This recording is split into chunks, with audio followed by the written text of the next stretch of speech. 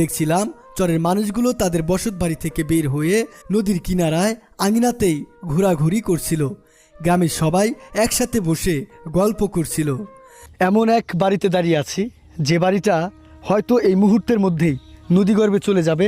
আমরা এখানে থাকা অবস্থায় মানে যে কোনো মুহূর্তেই এটা কিন্তু চলে যেতে পারে। দেখেন বাড়ির উঠানে বসে আছি আমি, এখানে যে রান্না করার জন্য কড়াই বলেন, হাঁস মুরগি, যে সব কিছু বাড়ির উঠানে।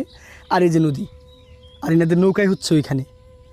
আর এই যে বাড়িটা দেখতে পাচ্ছেন একদম নদীর কিনারা ঘেঁষে, এই বাড়িটা মানে এখন এখান থেকে সরান নাই, কারণ হচ্ছে মানে কষ্টের একটা গল্প।